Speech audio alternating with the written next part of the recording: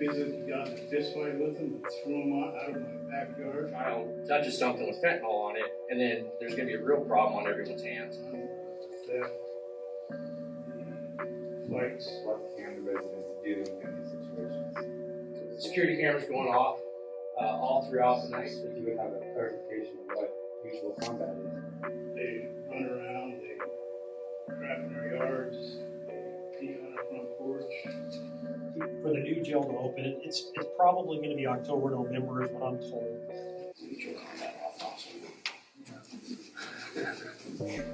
I would guess next year, probably before this jail's complete. But if everything.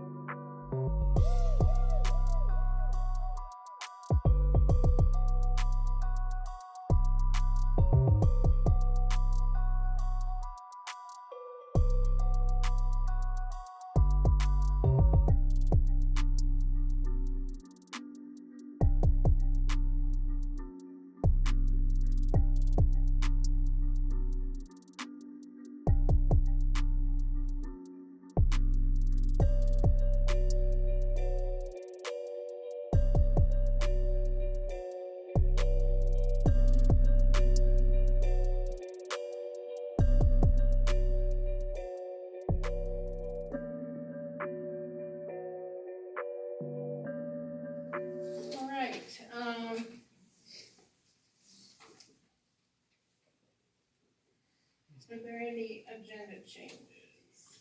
No agenda changes. So, council, I need approval of the minutes for the February 12th regular meeting. Any changes or additions to that? Okay, then they stand approved as distributed. And we're ready for communication from the public, and I want to just kind of remind everybody what that entails. All citizens are welcome to the council meetings, and we encourage you to attend and participate. However, this is not a discussion period, so when you come up here and talk to the council, don't expect them to answer. It's a time for residents to express their views in order to inform the council. It's your thoughts, and you're talking to council. So council will respond at a later date because they need to go to committees and talk about what you told them, and then they'll discuss it in committee and make recommendations for the full council. So one other thing, I think a lot of people have an address that says Clarkston. You may not necessarily live in Clarkston even though you have a Clarkston address. That's a designation by the post office. So we know pretty much where the lines are, and it's sort of 13th Street and Highland. It jogs back and forth on those two streets, but basically that's the city of Clarkston boundaries on the one side, and then on the other two sides it's the river, of course. So just reminding you about that. If you want to address the council, please state your name and address first. You have 3 minutes to address the council, and please respect the time limit. Councilmember Pierce will give you the signal. A council member will tell you when time is up, and that would be Councilmember Pierce. Public comment should be relevant to the agenda items or to issues and business of the city. Clarkston residents speak first, and if you're in the county, we allow you to speak, but we want members of the city to speak first. Please be respectful. So, that being said, is there anybody that would like to step up to the mic and speak to the council?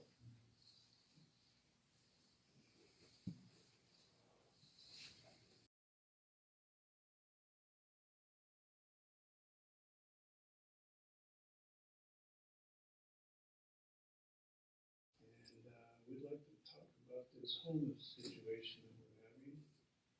We live right next to the church. All of our neighbors are really tired of what's going on, the theft, the fights. You would have to live there to understand what's going on. It's daily. It's not once in a while. All we hear is fighting, cussing, screaming, dogs barking. The homeless that have the dogs, they beat them, they kick them. They come and they run around, they crap in our yards, they pee on our front porch. I've had them in my backyard, sitting in my deck, in my chairs, when I come home, to where I physically got in a fist fight with them and threw them out of my backyard. I came home one day, and my dog was barking in the back and whining. There was 2 of them in my backyard throwing rocks at my dog. I ran outside and I knocked one out. I hit him as hard as I could, threw him over the fence. The other one jumped the fence. I did call the police. The police came, arrested them both with 2 warrants out on them. All I want from the Clarkston City is to tell me what I can do about this. I came in today to ask if I could find out who owns that church, so I could contact them, because I know they live in Seattle somewhere. We got nowhere. The pastor that does all this, I've talked to him and said, you've created an issue here with the neighbors. All our neighbors have had theft, things stolen. Our neighbor behind us has chickens. She goes out there in the morning, all her eggs are gone. They go and steal their chicken eggs out of her coop. We've all had that. We've all had theft. We've had them peeking in our windows. We've had trash in our yards that we have to pick up. We wake up in the morning, they're sleeping down in our well that goes down into the basement because it has a cover over it. All the neighbors are complaining. We talked to the pastor. He looks at me square in the eye and says, "If you don't like to call the police." I'm not going to sit here. I'm not going to sit here and call the police every day, 24/7. If you sit over there and listen to these people, it's all day long. They're fighting, arguing, cussing, screaming. It's absolutely out of control. I live here. I'm retired. I want to enjoy my retirement. I don't want to put up with this all day long. I actually watched them destroy city property. When the sprinklers come off of that little park there, They break them off. the sprinklers come on, they didn't want to get wet, so they literally were kicking the sprinkler heads like they were footballs. And raising all kinds of cane over there. I don't want to live this way. I was born and raised here. I want to stay here, but I won't if it continues. One day, my wife. Your time is up. Oh, sorry. Okay. Thank you. Thank you. Thank you. Anybody else want to step up to the mic?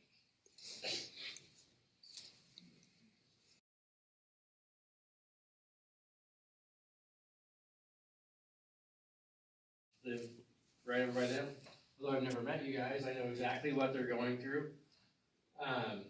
Security cameras going off all throughout the night, so you can't get a good night's rest.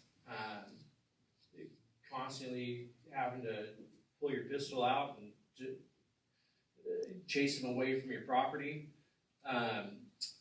There's one of them that will throw rocks at cars that go right by on Diagonal Street. The sad thing is right now it's kind of a honeymoon phase where they reopen that park for them, and as time goes by, it just keeps ramping up worse and worse every single day. And if this is still kind of that honeymoon phase where they're on their best behavior, it's only going to get worse. And I understand that people are probably trying to figure out what to do with them with the best of intentions.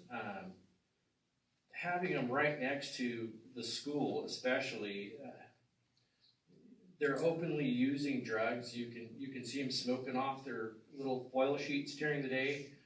If we don't dare walk our dogs with our kids, or with our youngest son anymore, because we have found needles over by the Catholic school right there. One of these days, some of their drug paraphernalia is going to blow into the school right there where the kids are playing, and it's just a matter of time before a child touches something with fentanyl on it, and then there's going to be a real problem on everyone's hands. And I'm not about kicking anybody when they're down, but there are some of them that I don't know that they're so much down as they are living in a situation that they just like free handouts and use their drugs. I'm not trying to be judgmental, but living there it's not what any of us that bought houses around that area signed up for. And to move them right there to where we have to deal with that on a daily basis isn't fair. It's just a matter of time before one of the people there are going to do something that they shouldn't, and somebody's going to end up losing their life over it. And that would be a shame for the person that both gets hurt and the person that does the hurting, because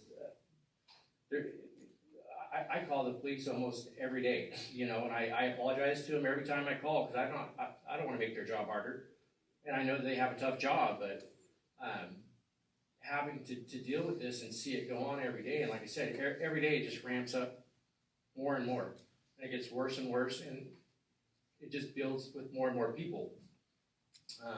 But that's really all I wanted to add. Thank you for your time. Thank you, sir. I want to say, don't ever be afraid to call the police, day or night. So, even if you have to call repeatedly, we need to know, because that's the only way that maybe, some of this can be mitigated. I guess I'm the token county resident. Is it all right if I speak now? Certainly. If nobody else wants to speak that lives in the city, yeah. I was just gonna ask a quick question for the next meeting, if we could have clarification on something. He's good for it. We have one more resident from Clarkston.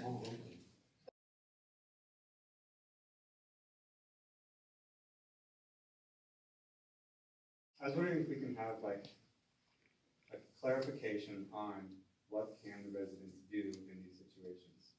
Just an actual, I know like Seattle or Washington has its laws in regards to certain things, but if there's any city ordinances that we have, or mutual combat, anything like that, what can the citizen do legally to remove people off their property?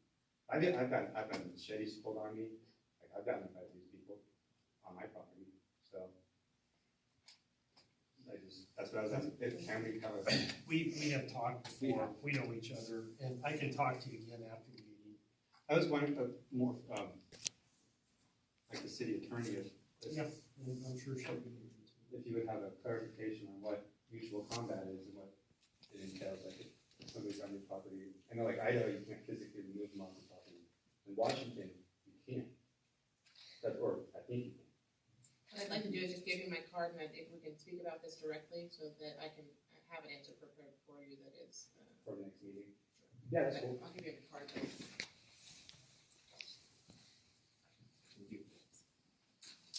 Thank you.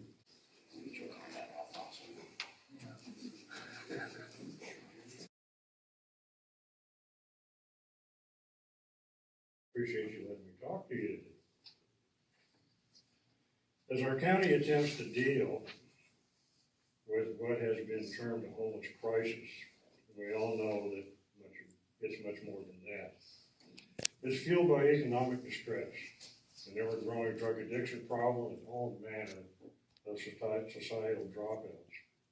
There's a shortage of drug addiction and mental health solutions, which almost overshadows the basic issue of housing. Even here in our small community, we face major challenges and seem to be struggling with some plan to move forward. Finding a solution for the support of the local homeless continues to elude us. I believe there is an option that we are overlooking. Considering that our new jail is finally on the horizon, which begs the question. What can we do with the old jail that could make a difference in our current circumstances? The concept of the old jail as a shelter facility gives us options that we may not have fully considered. Admittedly, it's a short-term alternative to an unfortunately long-term problem. We need to focus our attention on the children and individuals who are dealing with violent and abusive situations. The old jail offers a safe and secure option for that temporary need. Children in homeless situations unsure of their next meal or a place to sleep and trying to survive dangerous circumstances are needing our immediate attention. Our attempt to solve these problems has been distracted by the need to address drug and mental health issues. There's some local support already available. The real problem is that most of it is not mandatory or court monitored, which accomplishes very little. Our message to those of you who don't take advantage of the help being offered, remember that in the near future, there will be a new jail with abundant space to help you with your problem. When you are arrested for various misdemeanor charges, you will be afforded an opportunity to dry out and clean up your act. Because if you don't, you will be given repeated opportunities, unfortunately at taxpayers' expense, to get it right. The old jail option gives quality behavioral health an opportunity to establish a base of operation. It allows for temporary bed space and on-site support from available support groups, all of which can be accomplished at no cost to the city. The proximity of the police station is a major advantage and can serve as an incentive to prevent further abuse issues. It would also provide a safe and secure place for people who actually want help. We can't fix everyone's life, but we can make an improvement in the lives of some of the county citizens who need help. Members of our own community should be our priority. And I realize this is a really sensitive subject, but we could be years trying to come up with a solution and how to deal with this. That's 3 minutes then. Understand? Thank you, sir. Thank you. Thank you. Thank you.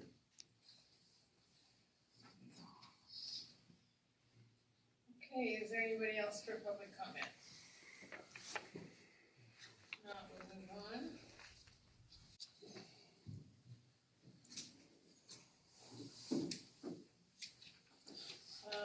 Nothing from the mayor and, from staff and employees, Chief Hastings.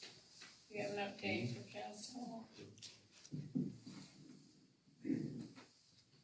The mayor asked me to give a brief update on a homeless task force that we formed. As most of you know, we started to meet with the other entities in the valley last fall, mostly looking at short-term solutions to some of the problems that we've had in the last few months. And out of those discussions, it was decided that we'd have a smaller task force that would focus on long-term or bigger picture things. And so the task force that we have is small. It consists of Soton County, the city of Soton, city of Clarkston, QDH, and then there are 2 citizens from the Soton County Housing Task Force that are on this smaller group. We have met every week for the last month, and it seems like there's really a sense of commitment to trying to come up with more of a long-term solution. For me, I have been associated with a lot of chiefs and sheriffs in rural eastern Washington, and we are experiencing what they experienced years ago. And so there are a lot of solutions that our group, our small task force, is looking at that cities and communities have already worked on. And in fact, Walla Walla 8 to 10 years ago was in the same circumstances we find ourselves in today. And they have come up with what I think is a pretty good solution. It's received a lot of community support down there. And so this week we're going to have the executive director of Walla Walla Alliance for Housing here to talk to us, so we can pick their brain and find out what they did. And they went through a lot of trial and error to get to where they're at today, but it's been successful, and I think we'll be able to skip a lot of those steps if we continue to research the successes other communities have had. And so that takes place this week, and I'll continue to update public safety and have what we're doing in the minutes, so you can all look at it. And I'd be happy to meet after the meeting with the Aarons and the Grangers if you'd like to talk. Do you have any questions, council? Ongoing project. Okay. We'll move on then. We're ready for committee reports. Finance, admin, the audit report on the current bills. Clerk Treasurer Cross, please. The total expenditures for the February 26, 2024 period of $304,834.18 and the 2024 January end of month period of $617.30. I'll entertain a motion to pay the bills. So moved. Second it. Been moved and seconded that the bills be paid. Any questions, council? No, let's vote. All those in favor of paying the bills signify by saying aye. Aye. Those that oppose, nay. And the ayes have it. Thank you, council. Okay, public safety and public works, any of those committees have reports in your packet? And anything from outside organizations also if the meetings occurred. Next we have under unfinished business, a second reading of ordinance number 1707, the zone text amendment at 1000 Fort Drive. Ordinance number 1707, an ordinance amending Clarkston Municipal Code Chapter 17.05.080, which establishes the official zoning map of the city of Clarkston. Any questions, council, on this?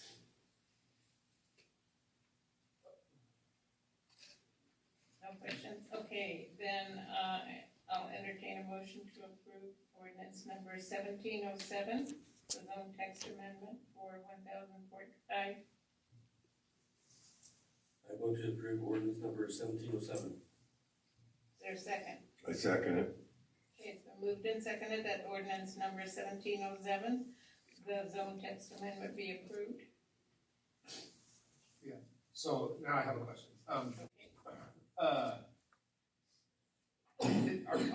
It's fine that we can move ahead with this portion of the zone text amendment, even though, isn't this the short plat? The short plat is a separate process, and this zone text amendment deals with the property there in question. If there were some problem with that, we've Attorney Hanson and I have discussed this at length. It would it's more efficient to go through the process and then perhaps repeal. Take it back. Yeah. Okay. So we're doing our part. We're doing our part to keep in line with the memorandum of agreement that we have. Any other questions, council? Okay, not,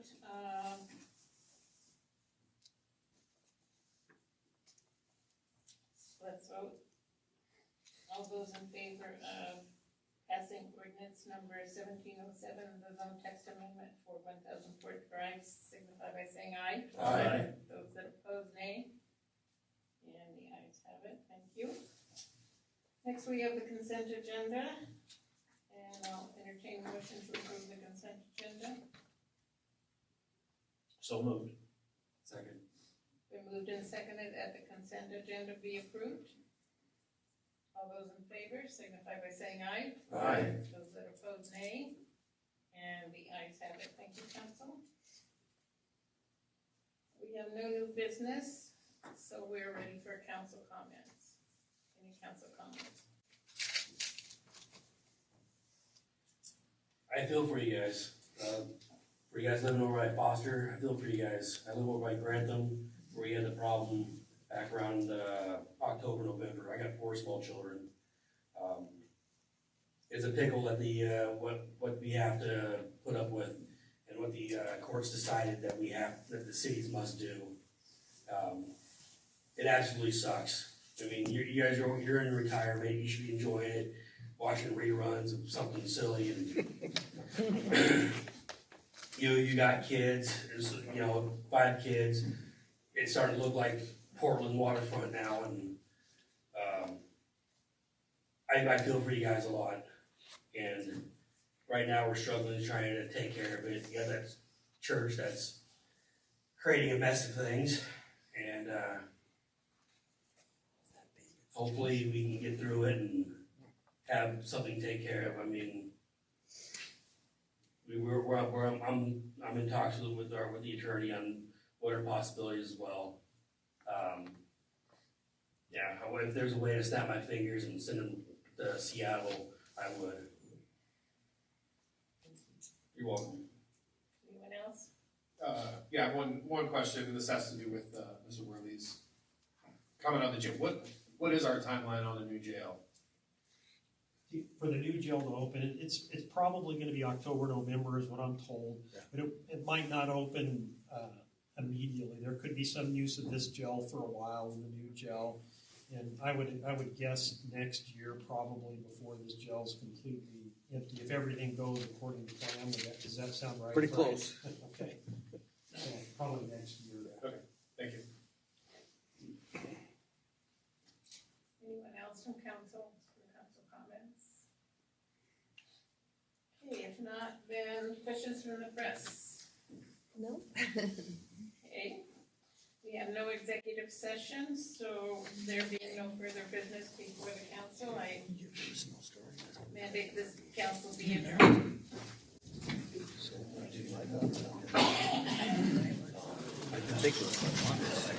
I got up.